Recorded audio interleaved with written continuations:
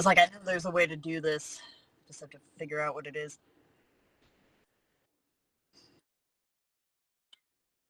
Yeah, that's how I do it every time. I just don't usually have to take it out of Bluetooth. Yeah.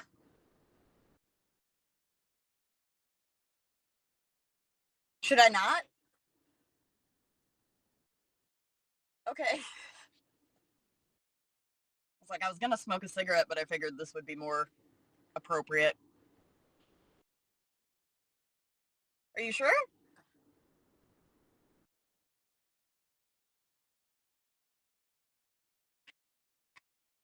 Okay. Well, I just want to make sure.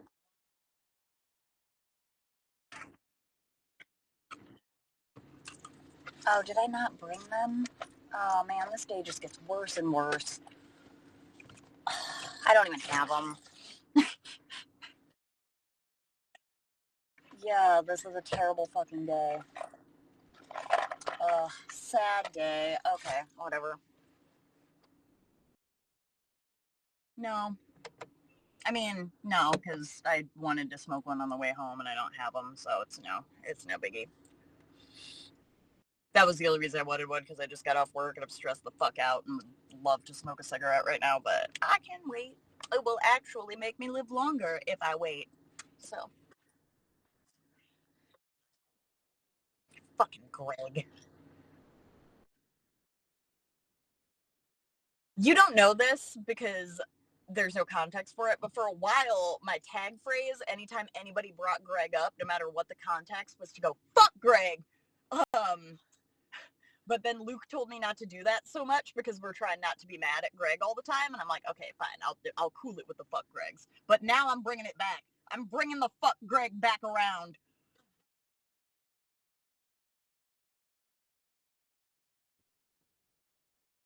This job's the only thing he has in his life. He also can't maintain any relationships.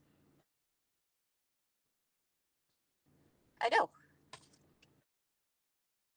I know. He's a little fucking dick. So that's little dick energy as fuck.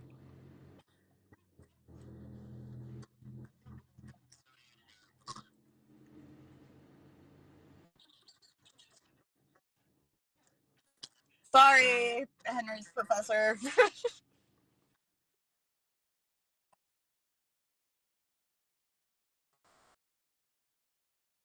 I don't swear with my like new therapist until like a few sessions in, and then I'm like I start swearing and then I'm like sorry I'm swearing so much, and then usually they become more. No, because then I wouldn't be in their practice anymore because I swear a lot and I don't want to feel censored while I'm doing therapy.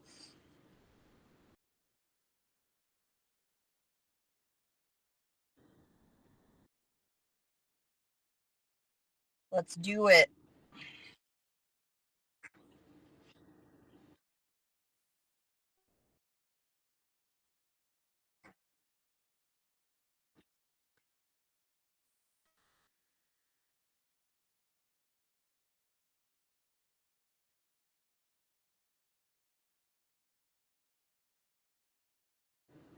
Sounds good.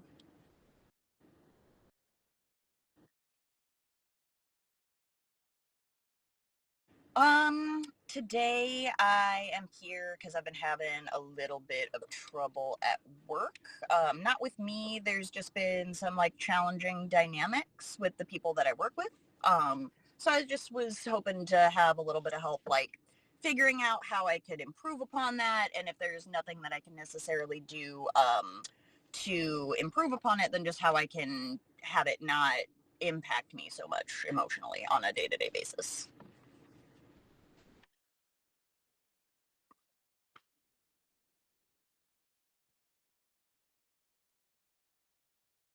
Um, I work in a small business, so there's only about 8 of us that work in the whole place. And not all 8 people are even there every day. So when there's tension, it's very palpable.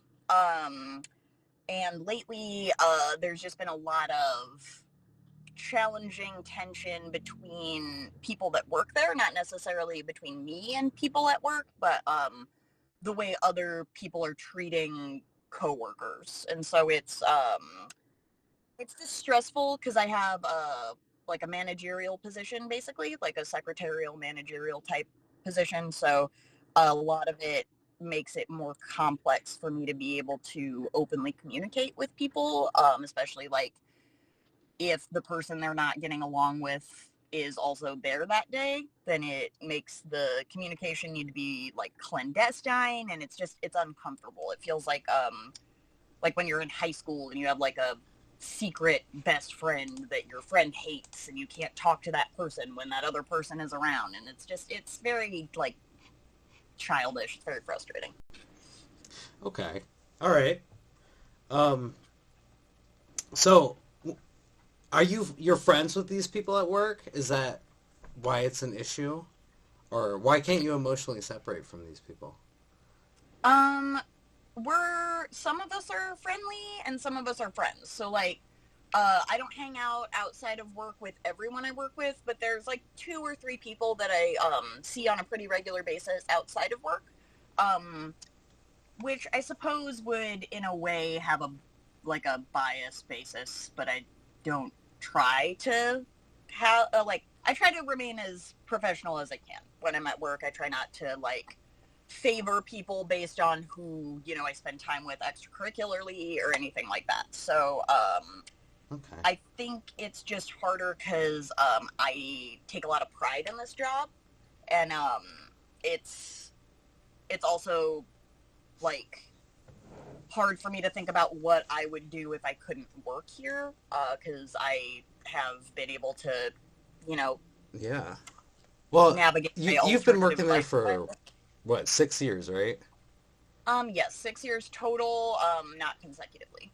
Yeah. So 5 of it was consecutive. I took a year off when I had to go live with my mom for unfortunate reasons, and then I came back, and it's been almost another 2 years, so almost 7.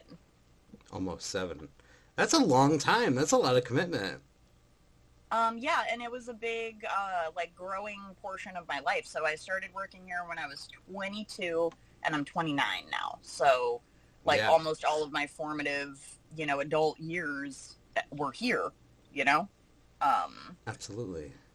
so I think being embroiled in that for so long makes me like a little afraid of what'll happen if I'm not able to keep everybody happy and like keep the business functioning. Because Mm. then if anything happens, I don't know what I would do for other work. Like I have faith in my ability to get a job somewhere else, but the way I've been able to lead my life and like the way I've been able to have my appearance be is a lot due to the alternative nature of this job. So like I would have to take all my facial jewelry out if I had to work somewhere else. Hmm. And that paranoia makes it a little hard for me to like not ruminate on it or bring it home with me, because I'm like, oh well, things are getting really tense at work, like what if Oh. this happens, and then like what if this person quits, and then they just decide that it's easier to just close the branch down than to keep hiring people or something, you know. Okay. Do you actually think that they would close the branch down? That's probably a little extreme. I'm sure that there would be a lot of things that would have to go wrong for that to happen, but I have pretty bad anxiety in Okay. general, and then when it's connected to something like my safety or my livelihood or like being able to pay my rent or look how I want to, it's amplified. So it just probably is a little bit more of like an obsessive compulsive thought than it is an actual like potential consequence. But Yeah. they have shut down other branches. We used to have 4, and now we only have 2. So, and like we haven't been faring super well financially over the last 2 years since COVID happened. Really? Um, I, like I I've rebounding. I've heard that Yeah, your guys' shop, the outer city, right? City limits. outer limits. Yeah. Outer limits. Okay. Okay. Is that a brand? Is that a clothing brand? I No, it don't used to know. be an old TV show in the 80s.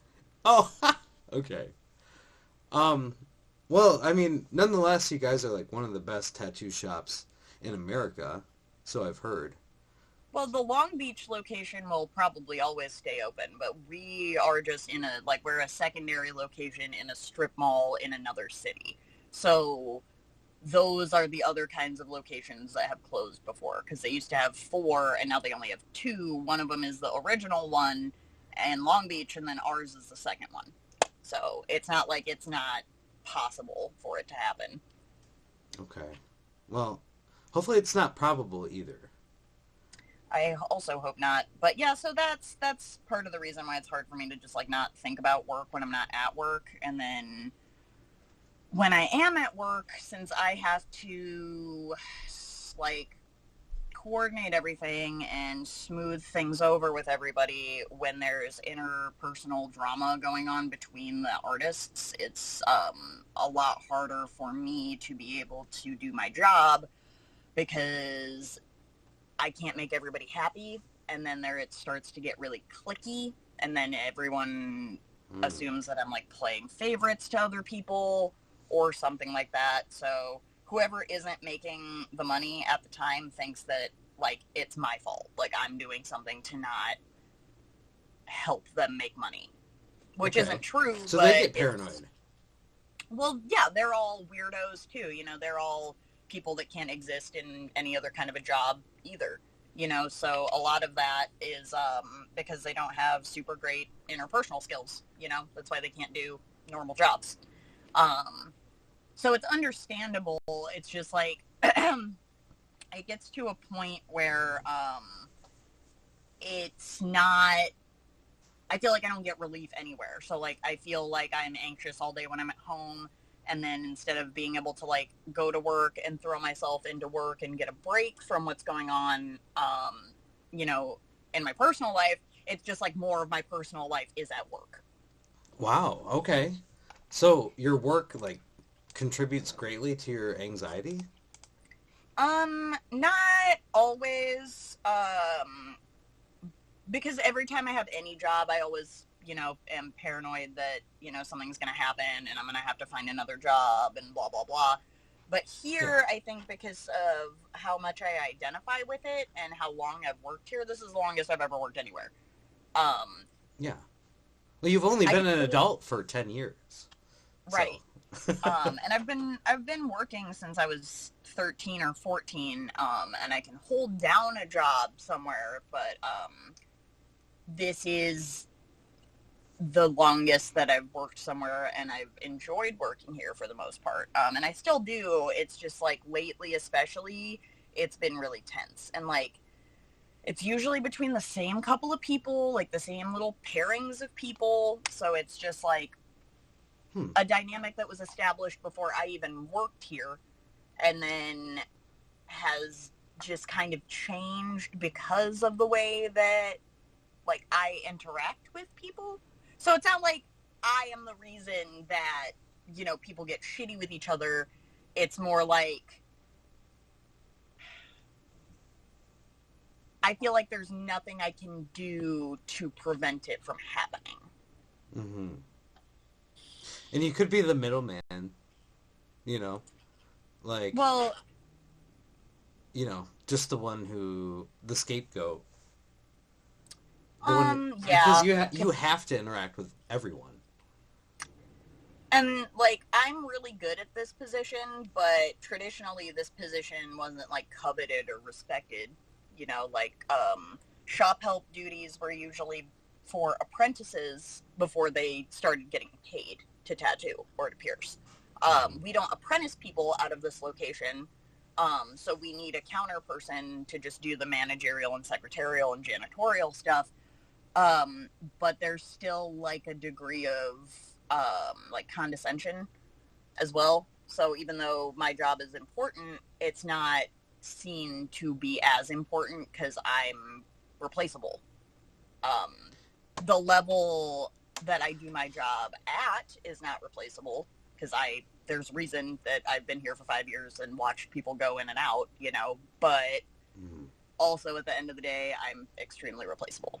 So Yeah, you're right. There is a decent amount of just taking it out on me that I'm expected to deal with, which was easier when I was 22, but now that I'm almost 30, it's a lot harder to just be like, oh, well, I guess I probably like deserve that. And these people are just so cool. I'm just so happy to be around these people that I'll let them treat me however they want. And it's like, now it's not like that, you know, like Yeah, I have worked around these people for a long time now. I don't have like attitude about it. Like these are all just my coworkers, you know, absolutely. so I don't know. It's just, it's It's getting frustrating. old, huh? And I love my job, which is like the bummer of it all is because like when this isn't happening, I really love coming to work. But when there is tension or when things are like not like lucratively flowing enough so that everybody has enough to eat so they're not worried about taking off other people's plates and stuff like that, Hmm. it becomes full of tension, and it's just hard for me to want to be in that environment. Yeah, And I feel like I can't operate as efficiently because I have to deal with not only the duties of my job, but also the way everybody feels about the way I'm doing my job. So I'm just hyper like critical of myself and like feel like I'm making a bunch of mistakes all the time, and then I get flustered, so then I actually start making mistakes. So it's not always like this, but it has been lately, and that's why it's frustrating because I hmm, don't want to have this, you know, continue and have to eventually like go work somewhere else. I don't want that to happen, but I also yeah. Well, because you wrote down that you're close with your coworkers, so like, of course, you don't want to like have to start over. I guess I unless it's have a necessary. and I have a hard time forming relationships as it is. Even personally, like with friends and stuff, it takes me a really long time to be able to let people in and get to know them better Do you and think like that's just because of where you're at, like in Los Angeles, like just how it no, I've is? always been this way. I, I, okay, okay. I've never been a social butterfly. My mom would throw kids' birthday parties for me when I was little. And I would hang out for about an hour, and then I would go lock myself in my room and wait until all the other kids left because I didn't want to hang out with them anymore. But that just makes you authentic. Some I people really like also, that. I mean, yeah, it's cool, but it makes me miss out on a lot of opportunities that I could maybe have had if I was a little bit more open to, you know, experiences and trusting people a little bit more. Um, Hmm. but I'm just not. Well, tell me about the time that you were open to an experience, And like it happened, like something good happened or something bad happened. and something good happened. Um, I guess this girl that I used to work with here, we don't work together anymore, but when I met her, we were both working here. I had already been working here and she got hired, and I did not like her at all. I thought Okay. that she was performative. I thought that she was like shady. She had another job where she was a dancer, like a erotic dancer, and so I was like, oh man, this stripper is just looking like to see where she can sink her little teeth into and who's gonna give her the most stuff for free and all that. So, and then she started dating my manager, and then she started getting to come Ooh. in more days during the week and all this stuff, and she started Oh. getting all these privileges, and I got really upset. And I was like, well, I guess if I just blew my manager when I first got hired here, I could have had all these things way earlier. But I just decided to work really hard. So that sucks for me. And so I really didn't like her for a lot of years. And then recently, like over the last 2 years, one of my friends, who is actually someone that works at this job, Mhm. uh, is really good friends with her, and is really good friends with me. We just weren't. Me and her were just not good friends with each other. So he had been trying to get me to hang out with her more, and I'm like, I don't like her. And he's like, well, maybe try to like her. And I'm like, whatever, fine. So I started hanging out over there a little bit more, and she's actually pretty cool. And then I started just like being more genuine with her instead of trying to be like closed off and bitchy. And it turns out she's actually a really good person, and is actually a pretty good friend. So that would be the most recent one I can think of, because I don't think, save for this girl, I don't think I've done that for anyone ever. That's pretty massive then. That's massive progress, I would say. I trust our mutual friend, which is the only reason that I gave it a try, because in that same vein, right? This guy, our mutual friend, his name's Luke. Mm-hmm. My friend Luke also tried to like friend matchmaker me with someone over the summer, and it again had been another person that worked at this studio where I work. Yeah. However, we never worked there at the same time. I had just formed some negative opinions about her based on things that heard. things that I knew. Mm-hmm. And Luke was like, well, I really think that you guys would like each other. Like, I think you guys should hang out. Like, I want to, like, have all of us go to lunch one day and, like, see if you guys, want to start hanging out, because I feel like you guys are a lot alike and would like each other. And only because it had worked out with this girl, Ash, the one that I was just talking about, only because it had worked out with them, I was like, okay, I trust Luke. This last time it worked out okay. I'm just going to be more open to this experience and give it a try. And it did not go well. Nothing happened that was like explosive. I just trust my gut instincts on people. And when I met her, I was like, nope. And then I was like, okay, well, I'm just going to see if that's just like a prejudice and see if how this day goes. And so we hung out during the afternoon, me and this girl Rebecca and my friend Luke, and then we went and had lunch, and that was kind of fine, and I was just kind of chalking the weird feeling that I had up to like nerves and stuff. But then we went back to Luke's house, and we were just hanging out and smoking and whatnot, and she started getting really weird, like, I don't know, acting more like he was her boyfriend, which is fine, like, I don't care. But then she started getting, like, he said, like, some, like, joke where he was kind of, like, poking fun at her a little bit, and then she got really upset and, like, really passive-aggressive, and then started, like, this fight with him. And then, like, that sounds very extreme. They wound up, like, not like a screaming match, just like they were bickering, right? Yeah. So after they had kind of smoothed that out, he goes, he's like, all right, well, he goes, well, what do you want to do, to Rebecca? And she's like, I want ice cream. Like a petulant, like a little girl. Like me and this girl. Yeah, like a little girl. And so Luke's like, okay, me and Rebecca are going to go to the store to get some ice cream. You want to come with us? And I go, nah, man, I'm actually going to bounce. And he's like, oh, yeah? I'm like, yeah, I'm going to go home. I'll see you guys later, though. And then I guess, like, after that day, she told Luke she didn't want to be his friend anymore. And I'm like, because of me? And he goes, I don't know. She just told me that she doesn't want to be my friend anymore. And I was like, okay. I was like, so that was, like a thing that had happened,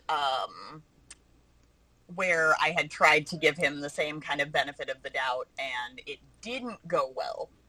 And I was like, okay. So essentially, I love Luke very much, but he doesn't have a very good judge of character. That's exactly what I was going to say. He's friends with, like, he can be friends with anybody. You know, like, partially I think that's because he's a man. You know, that's just, men bond more over activities than they do over emotions, usually. That's just one of those things. So I think that's part of it. And then also, Luke has a soft spot for like wayward women. So I think that he doesn't understand when he's getting taken advantage of sometimes. Uh-huh. So when I went over to hang out with him and Rebecca, I was like, oh, this girl is taking advantage of my friend. I see. I see. And I don't want to be friends with someone who takes advantage of people because I get taken advantage of a lot, which is part of the reason why I don't like making new friends. Mm-hmm. And part of the reason why, even though Luke was like trying to get me to hang out with Ash, and I was like, oh, well, I trust Luke, so I must have to trust Ash. I'm like, no, no. That wound up working out and being fine, which was cool. But then the experience that followed that immediately just showed me that I can't trust other people's judge of character. Like, I have to make the assessment for myself, even if my friend is friends with that person. Because my friends have Yeah. blind spots. And I'm Yeah. really emotionally intelligent and I'm very shrewd. And if I have even a hint of weirdness, I'd rather just not open myself up to that. But this is what I'm talking about, where like if I had done that uniformly, I wouldn't have Ash, who is now a really good friend in my life.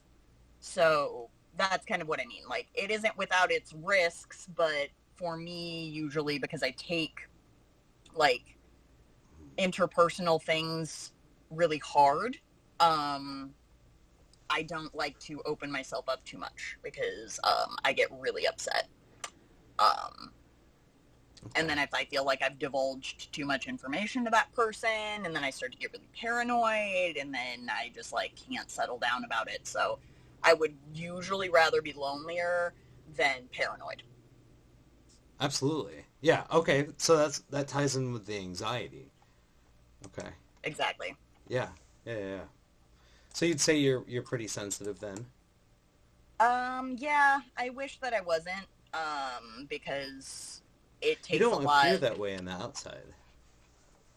Yeah, that's on purpose. Yeah. Okay. That's on purpose. Yeah. Um, yeah. I like to look like a little intimidating so people don't think that they can take advantage of me, especially because I'm a small woman as well, and I live in a pretty dangerous city. I don't want to come off as too easy of a target. Yeah. Yeah. And So if I look a little unhinged and potentially a little dangerous, then like good, this other side of the street is right over there. You can stay over there. I dig it. So yeah, it's just hard for me to make friends. Especially, I mean, I guess it was easier when I was younger, but then things just keep happening in life. Traumas just accrue, I was just gonna compound ask over you about time. that. So, So we have a portion of this assessment called trauma assessment. So you have a history of trauma. oh yeah, boy, that's a very yes is the short answer. Yes, I do. Okay. Um, can you tell me a little bit about that? You don't have to divulge too much, just basic.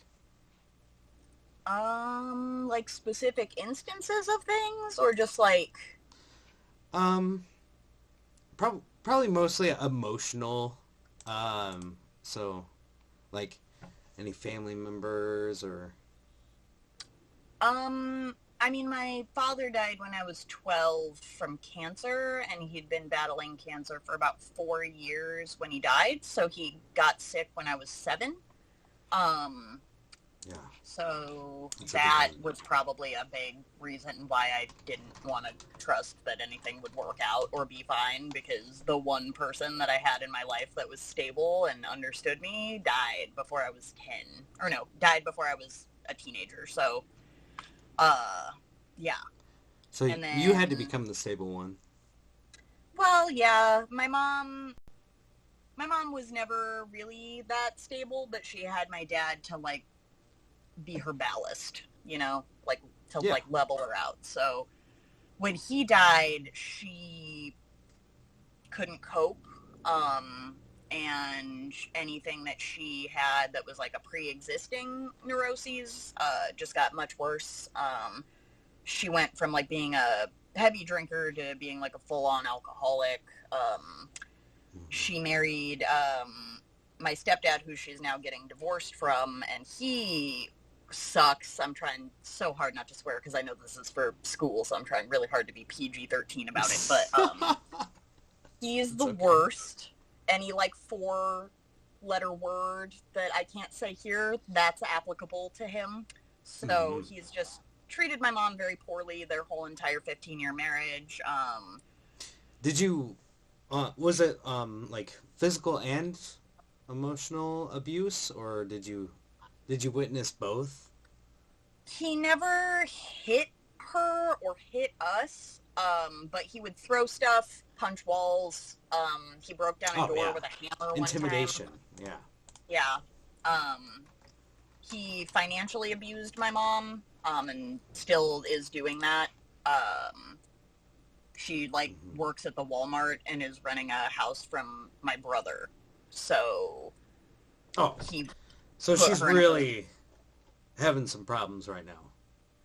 Yeah, because she has always had, she's a hard worker. Like, she's always been able to keep herself afloat. And it really was upsetting to me that they got together right after my dad died, because Austin, who is my stepdad, has been my mom's friend, like, for the duration that they've known each other. My dad was kind of friends with Austin, but Austin was more my mom's friend.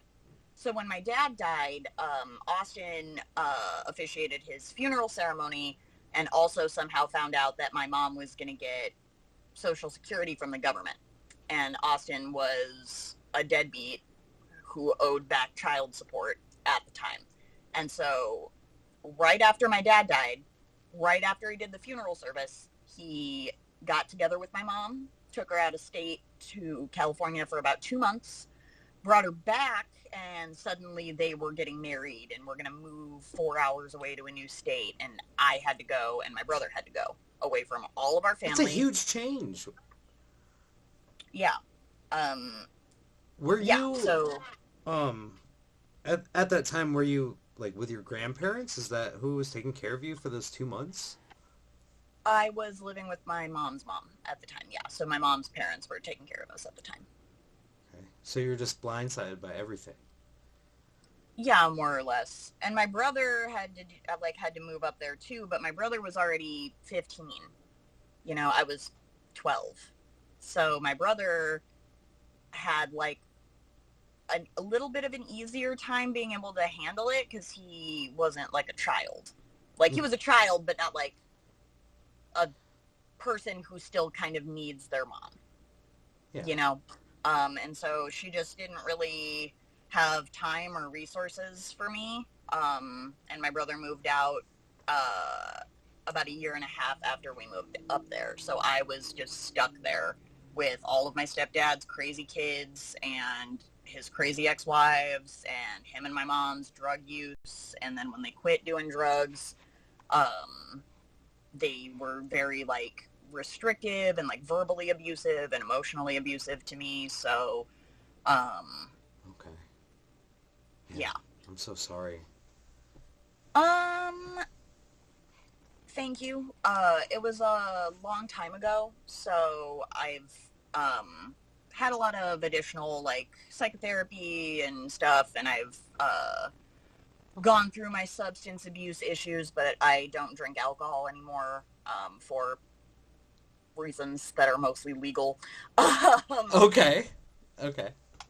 And yeah, so I've tried to learn from it, you know, I don't let any partner that I have convince me to quit my job or anything like that. I like to always make sure I can take care of myself no matter what happens. That way I don't wind up in a position like my mom did. And I also like to try to be more distrustful of people because I have seen what happens when you aren't. Because if my mom would have even had a shred of maybe this person isn't doing what they say they're doing, maybe this person doesn't have my best interest at heart, things might have turned out a lot different, and she might be in a completely different place now than where she is. So I'm fine with the way that like my life turned out for the most part, but she's having a really hard time right now, and I just have modeled a lot of the things that I do differently than her after what I watched her go through my whole life. So I see. So, yeah, it runs in your family then, substance abuse. Do you use other substances as well? You said you quit alcohol, so. yeah, I am going on, actually, ironically, on Cinco de Mayo, I will have had 6 years with no alcohol. Wow. Um, That's awesome. so thank you, thanks. Yeah, it's actually not. It isn't that challenging for me to not drink. I never loved drinking. Like even when I was a teenager, like I never loved alcohol. I Mhm. just went through some stuff in It's the easily last, accessible. and yeah, it's easily accessible, especially when I was growing up. Like in California, marijuana's legal, so I can just go to the store and buy that. You can still get a DUI with it, but it's a controlled substance. It's not like a class 1 substance, Right. you know. Right. Um, so, uh, like I just don't. I never loved to drink. I didn't like really the way that it made me feel, or how sick I would get from it, or whatever. But like before I quit drinking, I had gotten assaulted, and it was by the person that I was like that was my landlord at the time. So I just started drinking more and more heavily because I didn't have anywhere else to go live, and it was just happening pretty frequently. So you're Um, using it to suppress, to like try to cope. Yeah, but then I got a bunch of DUIs in a row, and so it was either keep drinking and maybe ruin the remnants of the good things I had in my life, like my job and my independence, my autonomy, or quit drinking and deal with some stuff in a different way. So, I mean, I do still smoke marijuana all the time, but that has never gotten me into the deep water that alcohol had. Right. Yeah. And I mean, marijuana is different. I mean, you're not gonna. It really. It doesn't impair judgment too much. you know. Not as severely as alcohol, I would say. Yeah. I would Yeah. say the things that I've done while I've been really stoned don't hold a candle to the things I've done when I've been really drunk. I see. I see. Um.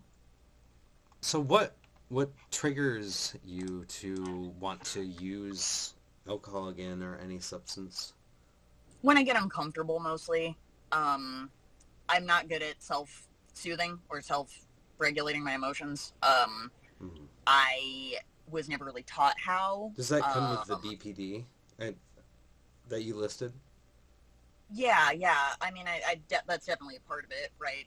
Inability to regulate yourself, Mhm. and substance abuse. Those two things usually go hand in hand, even if you don't have BPD. But which is why just like it cracks me up that like at the fabric of our country, it's okay to self-medicate with alcohol, but not other drugs. If you use other drugs, then you're a druggie. But alcohol is fine. Well, Let's show yeah. I ads on mean, TV for that. that's what they want to push upon you. That's their agenda right now. It's changing. You know what I mean? The agenda's changing to marijuana, but that's what they're on right now. Right, that's true. But yes, so like when I get not physically uncomfortable because I'm okay with that.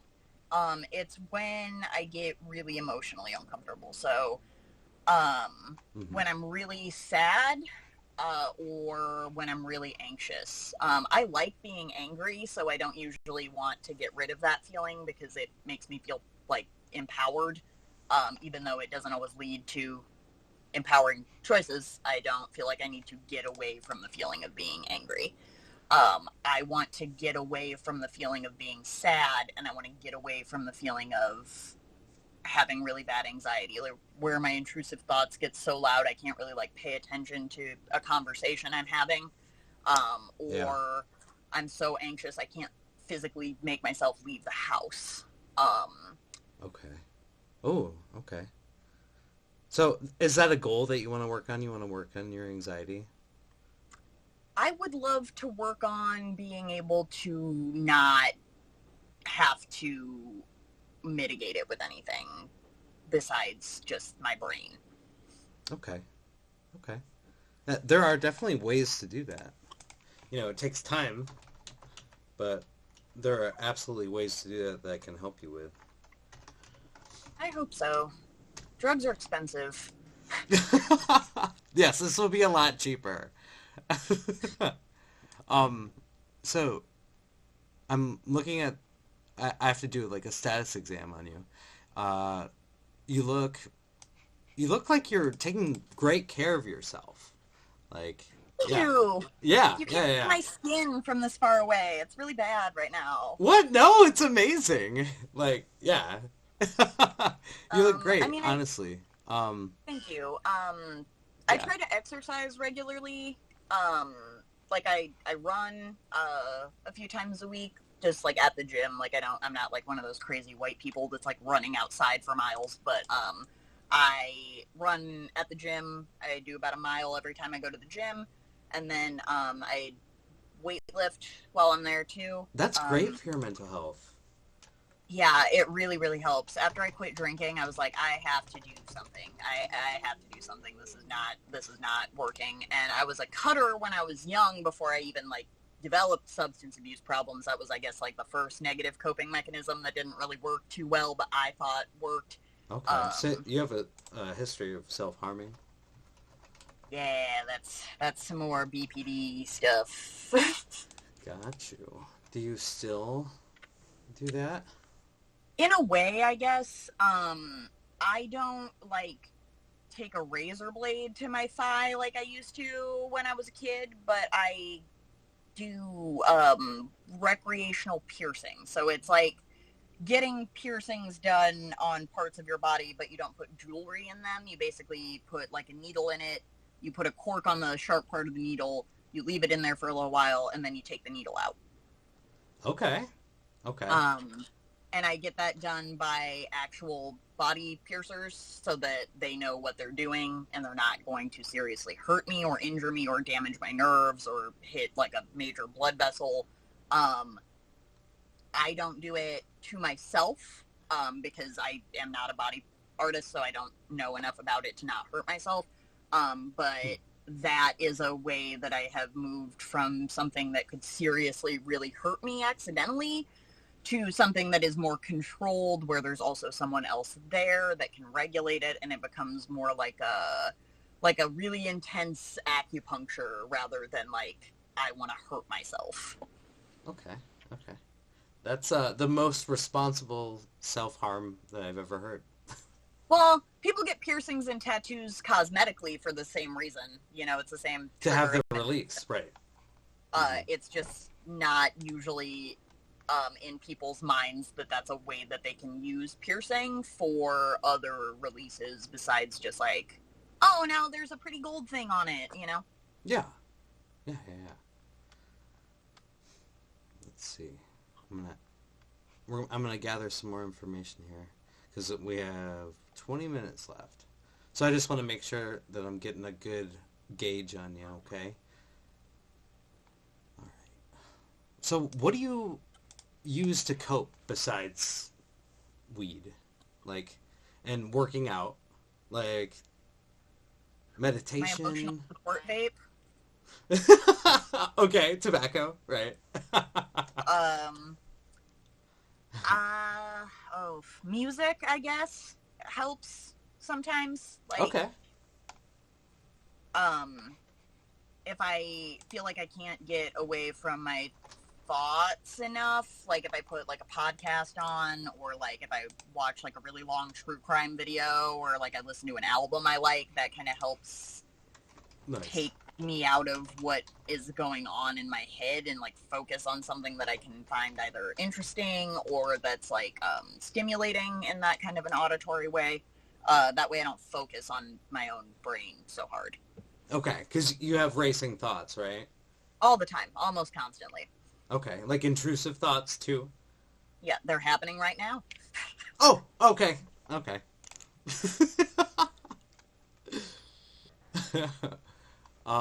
So what's your living situation like, Samara? I live alone. I have one cat. Okay.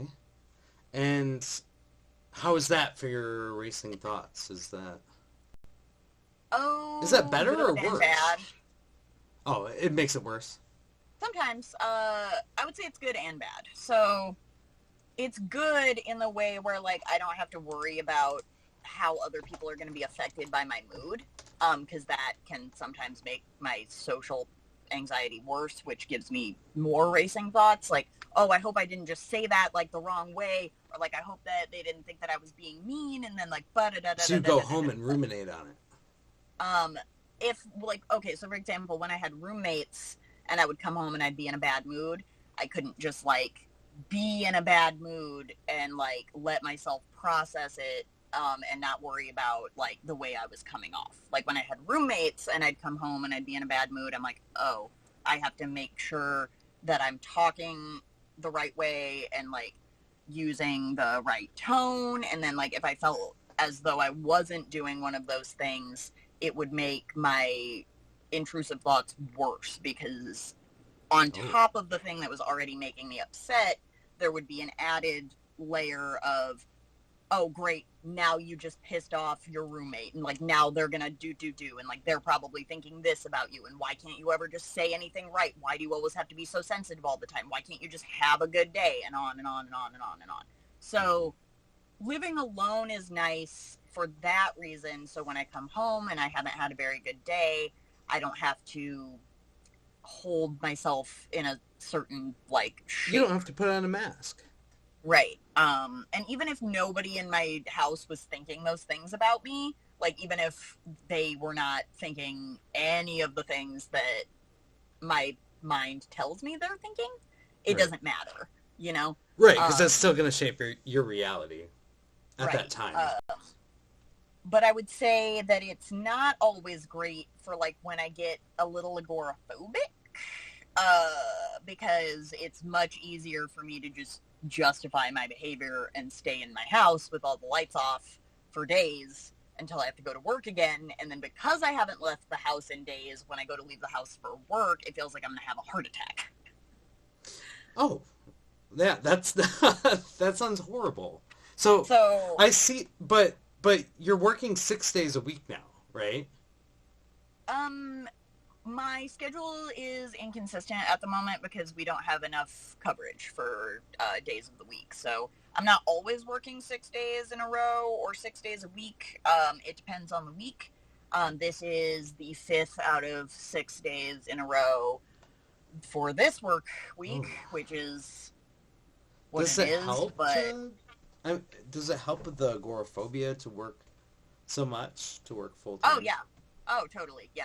Because there's nothing I can do about it. Like I have to pay my It rent. pushes you out, yeah, and then I you get won't some have sort a of place to exposure.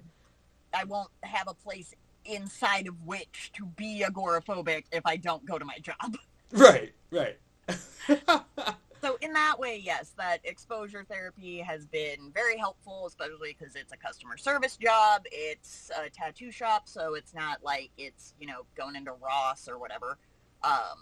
So people that go in there aren't always like the most, you know, traditional of people in the way that they communicate, in the way that they look, in the way that they behave. So Mhm. having to deal with all walks of life that come through here for a weird luxury service has helped me adapt to a lot of different human interactions and not get so like afraid of talking to people, or like only talking to people in a certain age group, or only talking to people in a certain like socioeconomic status or education level.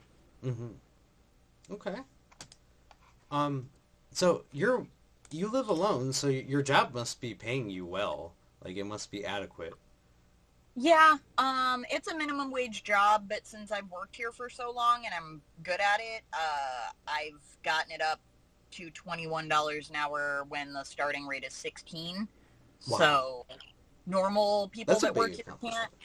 Thank you. Normal people that work here can't pay their rent with this job, but I have made it work for me. So You're good at budgeting then. I'm good with money. Yeah, another thing that I learned from watching my mom be horrible with money her whole life. My mom has OCD, so like she gets fixated on certain things.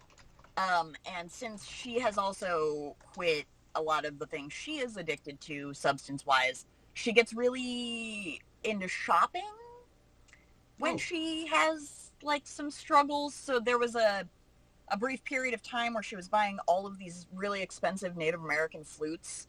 Like she bought like 2 bass guitars one time when she doesn't know how to play. Um, she bought like Oh my. probably $500 or $600 worth of crystal necklaces at one point. So yeah, bitches be shopping. No, but that's something that I learned from watching my mom is like, oh, this can be a problem too. So Okay. I never want to be put in a position where I have to ask people for too much help, which is a thing I hate doing. I hate asking people for help. But you're asking for help now, so that's great. Yeah, I mean, I wish that I could solve the problem with the problem, but I can't. So I need someone else to help me with that. I am proud, but not stupid. No, you're not stupid at all. No, you're tacking down every single mistake that your mom's made, and you're like, I'm going to do the exact opposite of that.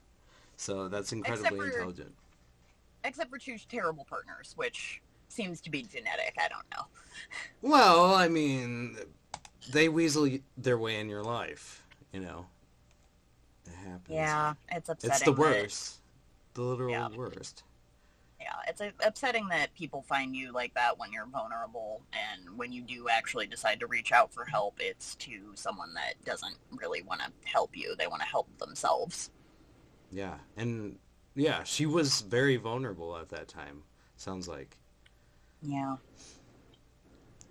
So, okay. I'm going through the rest of this real quick. So you got DUIs.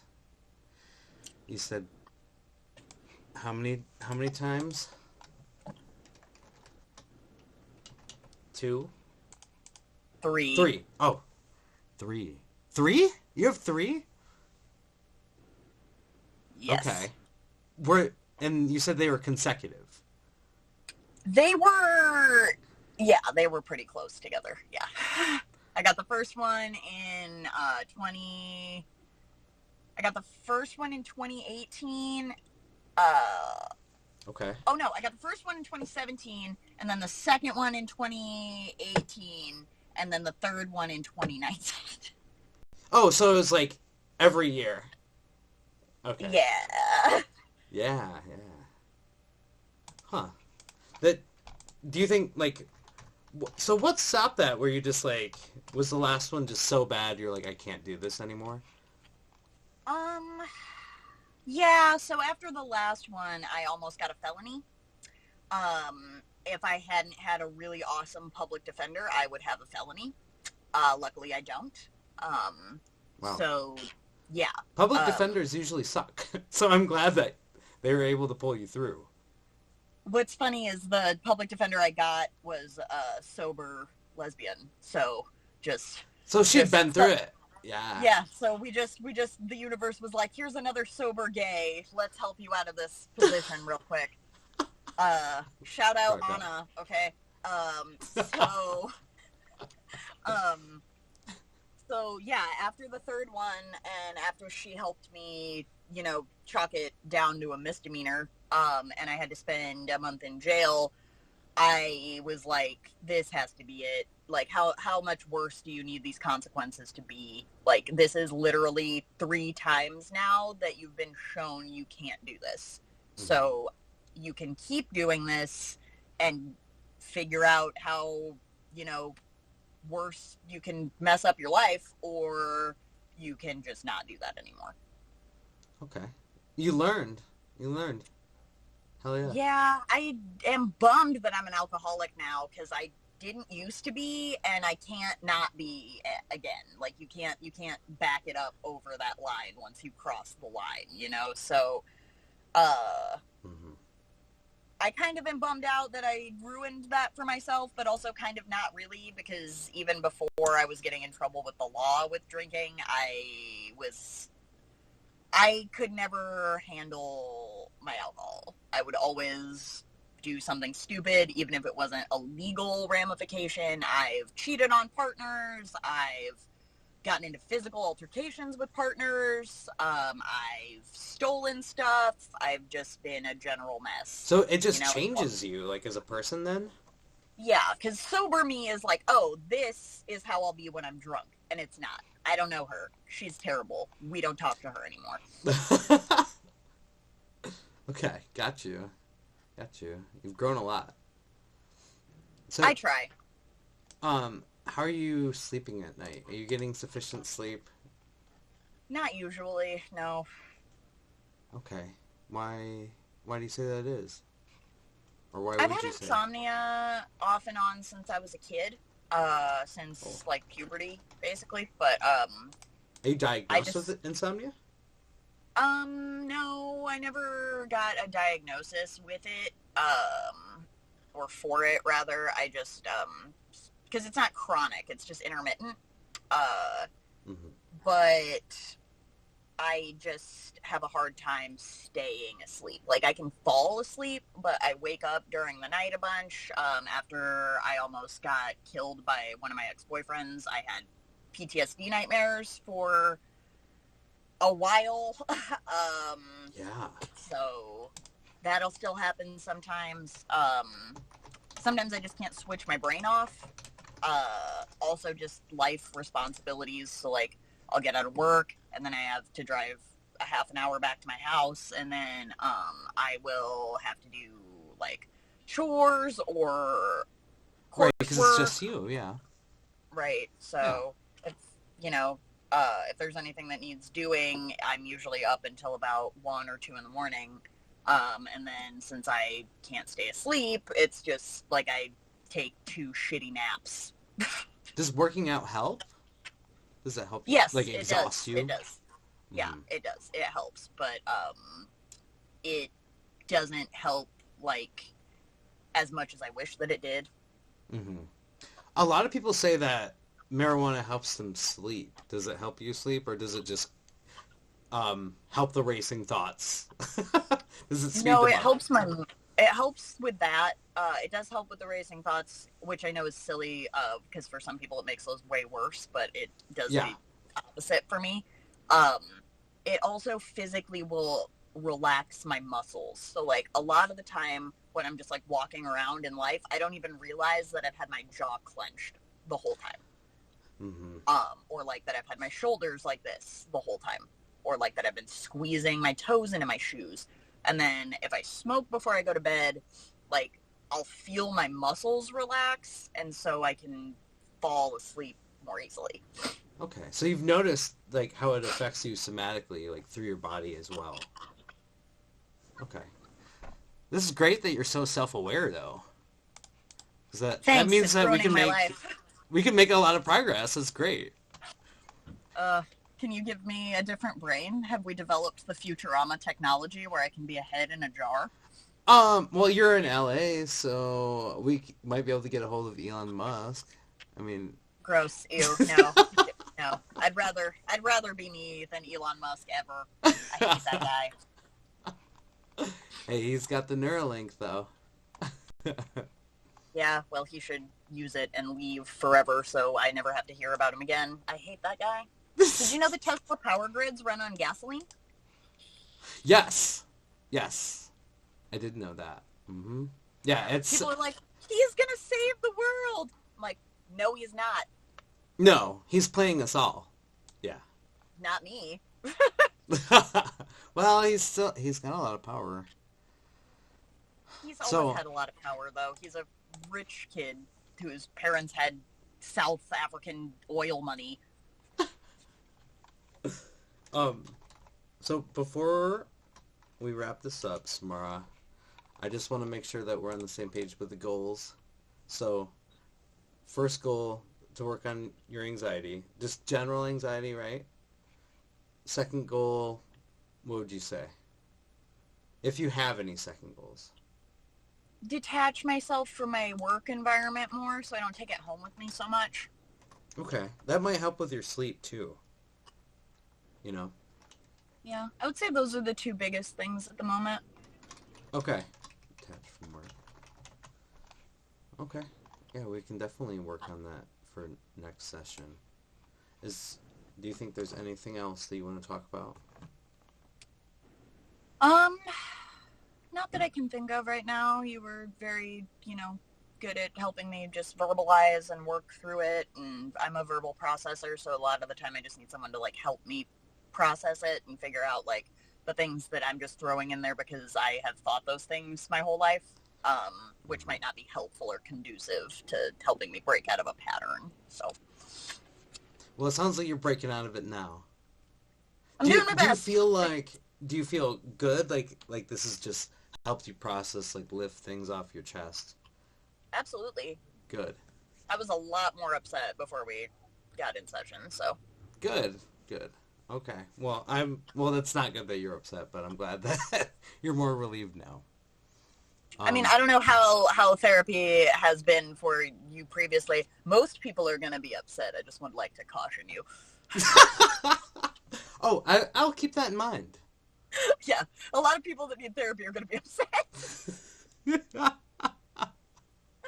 No, but honestly, on a very real note, it was very helpful. I needed to be able to not just like vent to somebody, but to have somebody help me break it apart and maybe figure out what things were amplifying it that were not from the situation and its raw components, you know?